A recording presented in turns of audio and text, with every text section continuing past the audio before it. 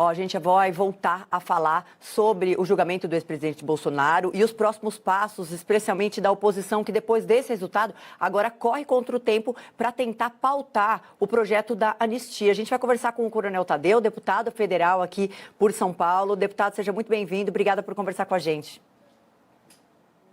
Boa tarde, eu que agradeço a oportunidade, é um prazer estar com vocês. Boa tarde a todos aqueles que estão nos assistindo e nos ouvindo. Boa tarde. Bom, deputado, há uma certa resistência ali do Congresso para pautar, né? O presidente da Câmara dos Deputados evita pautar oficialmente, ou pelo menos bater o martelo em relação a essa data. O presidente do Congresso fala numa possível anistia mais ampla,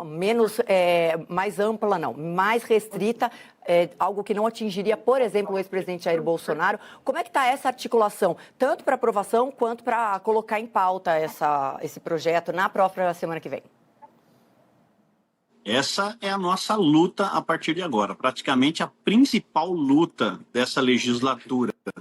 Depois do revés que o presidente Bolsonaro tomou ontem num julgamento injusto, a nossa preocupação agora da oposição, dos deputados da oposição e dos partidos que fazem oposição a esse governo, a ideia agora é pautar realmente um projeto de anistia que seja ampla, geral e irrestrita, que abrace também o presidente Bolsonaro. E aí nós vamos, sabidamente, encontrar dificuldades por parte de deputados que são contrários a isso, e eu não tenho a menor dúvida. Aliás, existem deputados que são contra até o projeto da anistia, né, que irá colocar o Bolsonaro. Mas essa é a nossa luta. É a luta principalmente do PL, do líder Sóstenes Cavalcante, que agora vai travar uma verdadeira batalha, não só para colocar o texto que nos agrada mais, como também para pautar o projeto. Às vezes eu até acho que o Hugo Mota está dando tempo demais para pautar, para que o próprio governo ganhe tempo em, digamos assim, angariar votos contrários ao PL da anistia. E nós vamos fazer a pressão que é peculiar ao processo político. A política é sempre a arte do possível. E nós acreditamos ser possível, sim, aprovar esse projeto da anistia, porque eu sinto que nós temos mais de 300 votos. O que a gente não pode agora é permitir que o tempo jogue contra a nossa vontade e jogue contra a nossa pauta, que a gente sabe muito bem. O governo pode vir para cima dos deputados que hoje ainda estão com o governo e ali, numa camaradagem, ofereça algumas emendas ou alguma coisa parecida com isso, e com isso a gente acabe perdendo o voto. Então, o tempo corre contra a gente sabe muito bem disso, mas a gente precisa fazer muita pressão em cima do Hugo. Já aprovado no Senado, ele, tudo indica, vai sofrer um veto por parte do presidente Lula. E aí vocês vão ter que recorrer ao Supremo para ter o aval, né, para que isso passe a valer, esse projeto da anistia. Supremo que condenou ontem o ex-presidente Jair Bolsonaro e outros 7 réus por vários crimes, entre ele a abolição do Estado Democrático do Direito. Como está essa articulação dentro do Supremo já, né? Porque isso pode chegar lá, e a gente ontem viu um movimento, apesar de ter sido na primeira turma, e no caso da anistia teria que ser votado por todos no plenário, a gente teve uma maioria formada rapidamente para a condenação do ex-presidente Jair Bolsonaro, participação indireta ali, pelo menos presencialmente, acompanhando a votação também do presidente do Supremo, ali acompanhando como se desse um aval daquela votação. Vocês já fazem essa articulação dentro do Supremo? Me permita apenas uma correção. Claro. Como se trata de um projeto de lei, nós temos aí o primeiro passo, que é a aprovação dentro da Câmara dos Deputados, depois a aprovação no Senado. Certamente o presidente irá vetar. E aí nós não iremos recorrer ao Supremo Tribunal Federal. O veto, ele é pautado numa sessão do Congresso, e aí sim cabe a deputados e senadores derrubar esse veto. O que se avizinha, meio que anunciado, é que possivelmente o Supremo Tribunal Federal considere esse projeto inconstitucional, e aí então nós teremos mais um obstáculo a ser suplantado, a ser superado, que é justamente essa intransigência do Supremo em não querer respeitar uma decisão da Câmara e do Senado. Não estou nem entrando no mérito do assunto, que se trata da anistia, mas sim de uma interferência naquilo que foi já aprovado nas duas casas. Isso aconteceu no IOF. Se a gente voltar um pouquinho no tempo, o governo aumentou o IOF,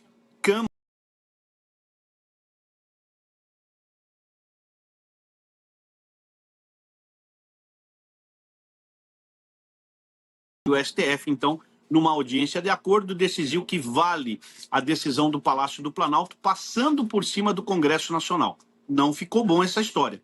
A Câmara e Senado aprovaram um PDL que vetaria esse aumento, e aí, então, o governo, o Palácio do Planalto, judicializou o STF. Até hoje, isso não é bem digerido dentro do Congresso Nacional. O STF não tem essa prerrogativa, não deveria ter feito isso, e isso foi considerado uma afronta ao Congresso Nacional.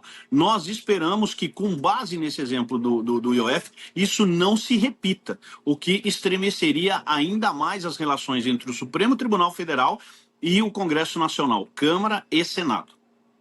Viu, por trazer aqui, eu pulei uma etapa aí nesse processo, mas o fato é que vocês vão precisar, se citou o caso do IOF, realmente vão precisar do apoio, ou pelo menos tentar com que eles não interfiram na decisão do Congresso após o veto, que tudo indica que vai acontecer, do presidente Lula. Eu queria falar agora sobre o julgamento de ontem, a repercussão e o dia seguinte. A gente estava mais cedo conversando com um cientista político e a gente falou sobre a mobilização nas redes sociais. A gente sabe que a direita, o bolsonarismo tem muita força nas redes sociais e vários especialistas apontavam para uma grande mobilização ontem após a decisão, hoje, dia seguinte, mas pelo menos não foi o que aconteceu, não nessa proporção, né? A gente, claro, viu uma movimentação dos aliados, dos partidos aliados, especialmente do partido do ex-presidente Jair Bolsonaro, mas a movimentação foi menor do que se esperava. Eu queria sua análise em relação a isso, inclusive foi também uma reclamação da Zambelli, né, na época da condenação dela, essa diminuição no número de apoiadores nas redes sociais, depois que eles caem, se é que a gente pode usar esse termo, porque o presidente Bolsonaro ainda tem alguns recursos para tentar. É claro que foi um golpe muito duro. A sentença ontem, 4-1, em desfavor do ex-presidente Jair Bolsonaro, não é uma notícia que agrada a mais de 50 milhões de brasileiros que votaram nele na eleição passada. Ele teve 47 milhões em 2018 e cresceu esse número para 52 milhões, algo muito bom, inclusive, o que mostra que o presidente Bolsonaro tem o carinho do povo, tem o reconhecimento, e a gente sabe que o trabalho que foi desenvolvido nesses 4 anos foi muito bom a despeito de guerras e de uma pandemia. A gente sabe que esse eleitor de direita que conhece o presidente Bolsonaro, conhece que essa direita está nascendo tão grandiosa, ela mostra que o povo está atento. Muita gente se manifestando, emitindo a sua opinião, falando da discordância do que aconteceu ontem no julgamento do Supremo Tribunal Federal, e também muita gente em silêncio. E eu respeito o silêncio. Esse silêncio, para mim, ele também é uma voz que precisa ser analisada. Esse silêncio, ele representa o descontentamento com o atual processo político, ou melhor dizendo, até o jogo político que estão querendo colocar no país. É muito perigoso. É muito perigoso porque a gente sabe o que está exatamente acontecendo. Permitir que a esquerda avance numa pauta como essa e, entre aspas, aqueles que se consideram vitoriosos pelo julgamento de ontem, é muito preocupante. A gente tem que colocar isso para a população para que eles passem a ficar mais atento ao processo político. Deputado, em não dando certo a anistia, ela não indo para frente, não passando, de repente, nem no Congresso, a alternativa seria um indulto, mas, para isso, o próximo presidente eleito teria que ser um aliado do ex-presidente Jair Bolsonaro. Quais as chances disso acontecer? Como vocês, da oposição hoje, trabalham com essa possibilidade? Nós vamos ter uma batalha que eu não me recordo nas últimas 10 eleições que nós tivemos agora em 2026. Vai ser tão importante eleger um presidente que esteja do nosso lado, não vou dizer agora nem de direita, mas que ele esteja ao lado da direita. Vai ser muito importante nós elegermos senadores, deputados, para que a gente possa fazer essa força política, fazer com que essa nossa vontade carreie para essa decisão. Cabe ao presidente da República, pelo menos ao próximo, né, conceder uma anistia, um indulto, uma graça, né, na verdade, indulto ou graça ao presidente Jair Bolsonaro. E se nós formos derrotados até chegar esse momento, nós vamos trabalhar muito em 2026. A campanha vai ser muito intensa, né? Além de todos os motivos que nós teremos para conversar com o povo, falando de Brasil, do crescimento do Brasil e principalmente um atendimento ao povo brasileiro, que nesse momento está sendo desassistido por esse governo, nós teremos ainda mais esse assunto no nosso discurso de campanha, que é livrar o presidente Jair Bolsonaro dessa injusta punição que ele acabou sofrendo. Analisar rapidamente, o senhor enxerga uma campanha com qual candidato hoje, olhando o cenário de hoje?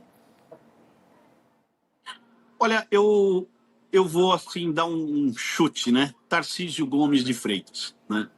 Acho que não teria outro nome. Pelo menos nesse momento é o nome que aparece melhor em pesquisa, apesar de repetidas vezes o governador Tarcísio dizer que prefere ficar em São Paulo e disputar a reeleição ao governo do estado de São Paulo, ele ainda é o melhor nome para isso. Mas, você sabe, na política tudo muda de um dia para o outro. Isso vai ser avaliado ano que vem pelos partidos políticos, né? E acredito que o Centrão vai ter uma grande participação na decisão de quem será o candidato a presidente, principalmente o vice-presidente, 2 cargos importantes, e aí nós vamos acompanhar todo esse processo para poder definir. Ainda é muito cedo, é apenas um palpite momentâneo, mas reforçando, o governador Tarcísio ele prefere disputar a reeleição ao governo do estado de São Paulo. Tarcísio aguarda a votação, se tudo der certo, na próxima semana. Obrigada pela participação. Desculpa, não pude deixar escapar a chance de fazer essa pergunta. O senhor me deu aí uma brechinha. Obrigada, viu? Bom trabalho, um excelente fim de semana, deputado. E eu agradeço a sua pergunta, aproveitando também, desejando um excelente final de semana a você e a todos os nossos espectadores, nossos ouvintes. Valeu.